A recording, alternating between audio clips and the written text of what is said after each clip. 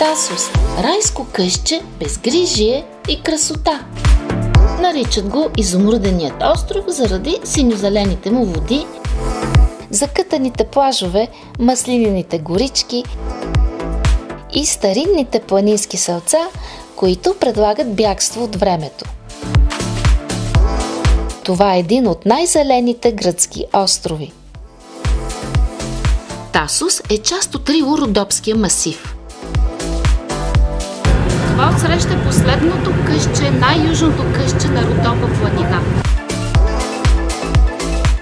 Между 20 минути и половин час продължава пътуването от континента до острова.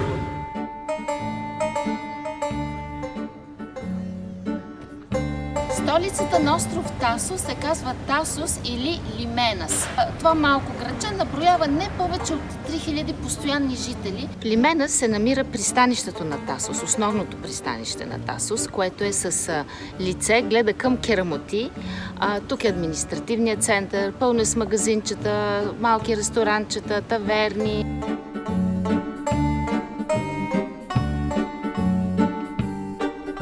От тук човек може да се наеме лодка, за да си направи разходка еднодневна или полудневна около острова.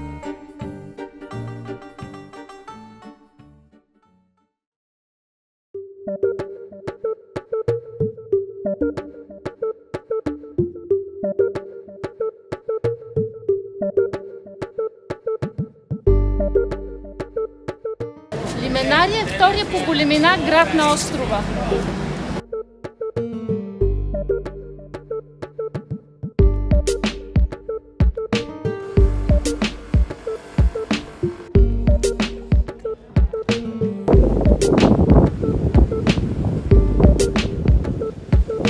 Внимание! Лименария седе най-евтиният сладолед в целия Европейски съюз.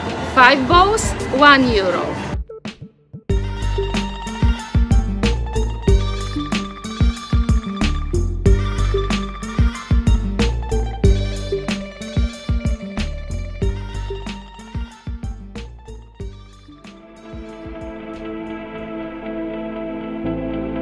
Да не забравяме, че Тасос е бил наш български остров в пределите на българската държава през Втората световна война в продължение на цели 3 години. Намираме се на едно от най-интересните места на острова, поне за нас българите. Това е село Рахони, наричано от гърците българското село. Когато районът е бил в пределите на Османската империя, тук е живеела много голяма българска колония. Затова местните наричали селото Вулгаро или дори Вулгар. Според исторически източници, Вулгаро е било основано от някоя си Катарина от Дебърско. Тя пристигнала в Кавала, откъдето се преселва тук заедно с нейните роднини и близки и около нея малко по малко се заражда това село. Това е старата църква на Рахони. И тази си има язмо, което извира от самата църква, отвътре църква.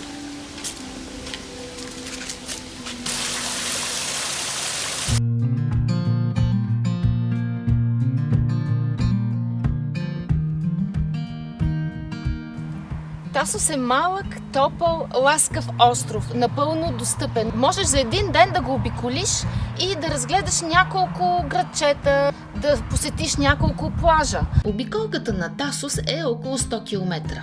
Препоръчвам да тръгнете обратно на часовниковата стрелка с автомобил, за да може да пътувате от лентата, която е близо до морето, до брега и да се наслаждавате по-добре на панорамните гледки. Ако изберете западната част на Тасос, ще може да плажувате чак до 21 часа. През юли слънцето тук залязва горе-долу по това време.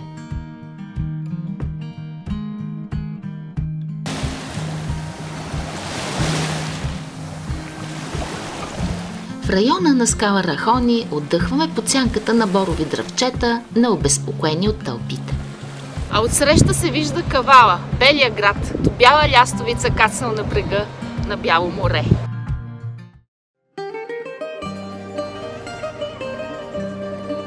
Някогашното рибарско селище Скала Марион ни посреща така.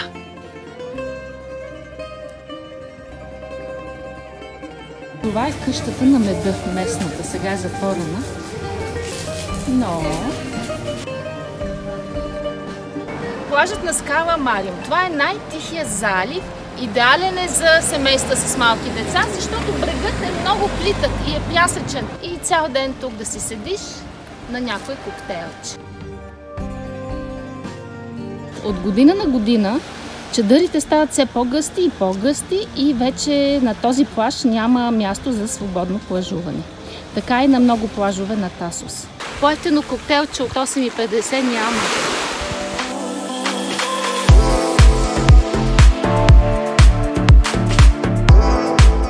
Арт атмосфера и чилаут музика.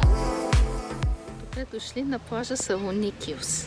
Той е един от труднодостъпните плажове и не е толкова известен, защото до него се стига по черен път. Той е някъде 2 км навътре след главния път. От серпентините на пътя се открива спираща дъхогледка. Кацнал високо над синевата е манастирът Свети Архангел Михаил, а долу се откроява още един райски плаж.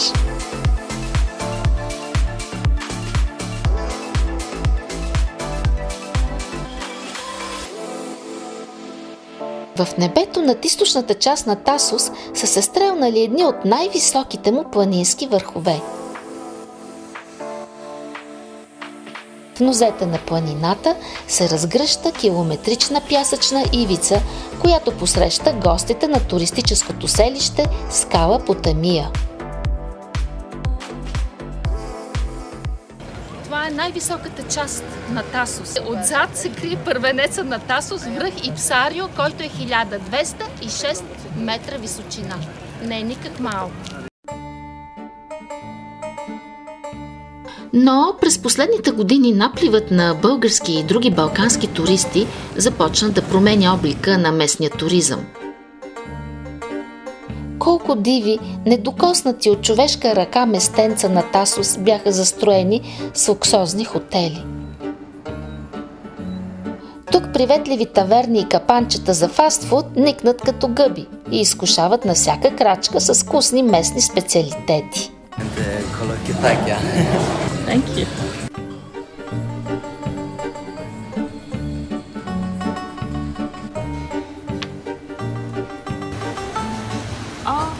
И пипълца има.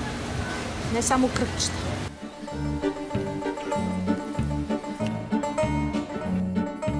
Сувлаки, суцукаки. Но зависани по плажове, магазинчета, таверни, туристите рядко отправят поглед към сухите планински чукари с бродещите по тях козички. Смълчани между водата и небето са накацали живописни селища, които удивително напомнят на нашите родопски селца. Казавити или мегалопримус. Докато се разхождам по тесните сокаци и вдишвам въздух, пропит с аромата на бор и смокини, ме обзема чувството, че съм си у нас, в Родопите. Твърди се, че селото имало традиции във винопроизводството. Истината, че аз не видях нито една лозя наоколо, но може би в миналото са отглеждали вино. И още едно архитектурно бижу, скрито от хорските погледи – родопското село Сотирас. Някога населението на Тасос е живеело високо в планината, за да се предпазва от пиратски набези. Много често тук са акостирали пиратски кораби в търсене на лесна плячка и затова населението се е изнесло горе в планината. В наши дни тези села си имат вече и близнаци долу на брега. Така че местното население през зимата живее горе в своите къщи, скромнички, както се вижда, а лятно време слиза долу, където посреща туристи и развива туризъм.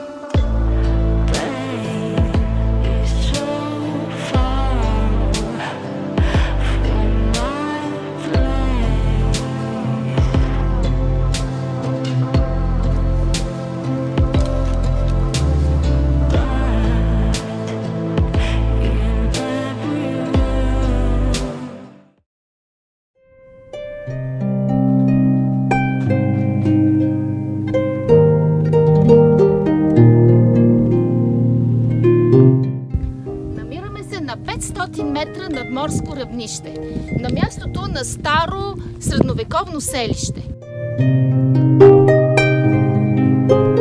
Селото се нарича Кастро на името на замък, на старинен замък, защото Кастро означава замък. През 1403 година Геновевска династия пристигат чак от Бутуша и се установяват и построяват замък. Това са крепостните стени на някогашният замък. В наши дни мястото е изоставено.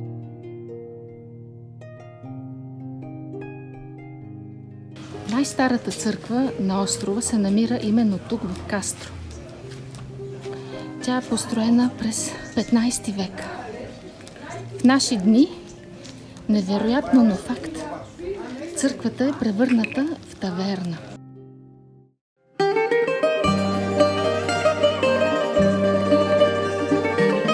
Тук времето е спряло някъде през 50-те на 20 век. Планинското село Калирахи се намира едва на 5 км от плажа на неговия крайбрежен близнак скала Калирахи.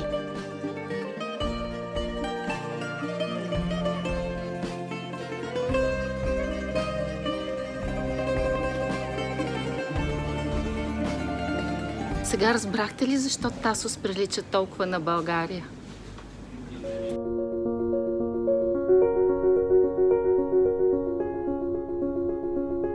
Защо Тасос ли? Защото това е другото лице на Родопа. Тук се чувствам като от дома. И колкото пъти се завръщам, винаги откривам нови местенца, които радват окото и изпълват душата ми с топлина и покой.